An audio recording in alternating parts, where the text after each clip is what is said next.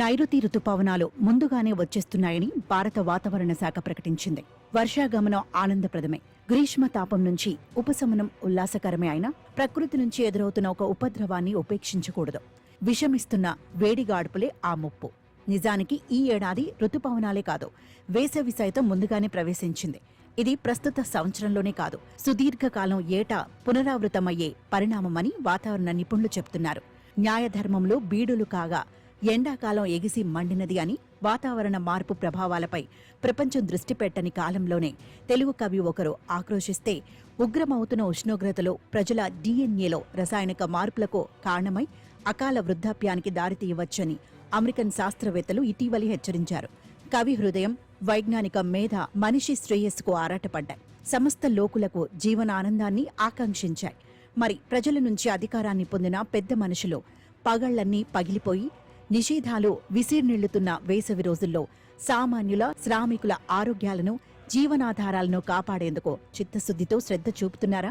పని ప్రదేశాల్లో తీవ్ర వేడిగాల్పులకు గురవుతున్న వారిలో దళితులు, గిరిజనులు, వెనుకబడిన వర్గాల వారు అత్యధిక శాతంలో ఉంటున్నట్టు పీరియాడిక్ లేబర్ ఫోర్స్ సర్వే నివేదికలు వెల్లడిస్తున్నాయి.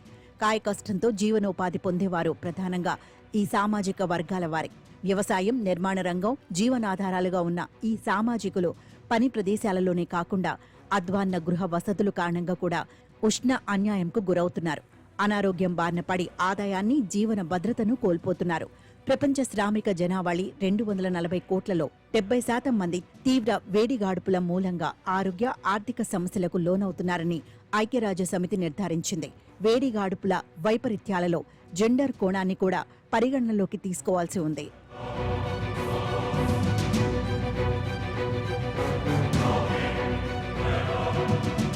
అమెరికా, భారత్, నైజీరియాలలోని కార్మిక జనాభాపై వేడిగాడుపుల ప్రభావానికి సంబంధించి నిర్వహించిన ఒక అధ్యయనంలో ఈ దేశాలలో ఏటా 2 లక్షల మందికి పైగా మహిళలు మరణిస్తున్నట్టు వెల్లడైంది.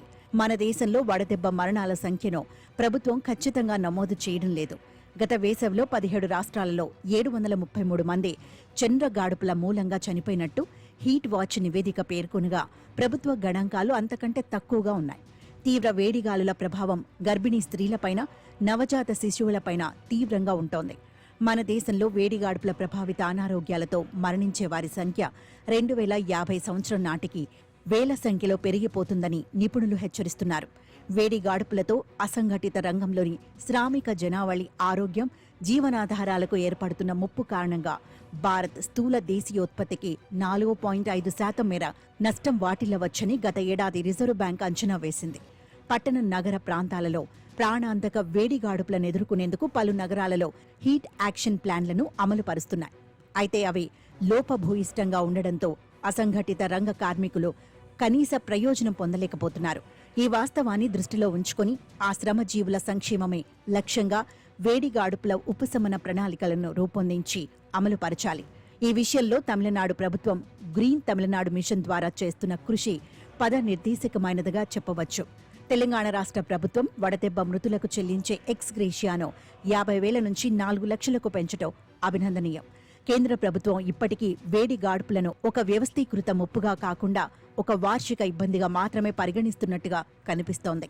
ఉగ్రవాదంతో జాతీయ భద్రతకు సంభవిస్తున్న ప్రమాదాన్ని అరికట్టేందుకు ఎట్టకేలకు ఒక నిర్ణయాత్మక విధానానికి అంకురార్పణ చేసిన విధంగానే జాతి జనుల ఆరోగ్యానికి, ఆర్థికాభివృద్ధికి ఆటంకమవుతోన్న ఉగ్ర ఉష్ణోగ్రతలను నిరోధించేందుకు జరూరుగా ఒక సమగ్ర విధానాన్ని రూపొందించాలి.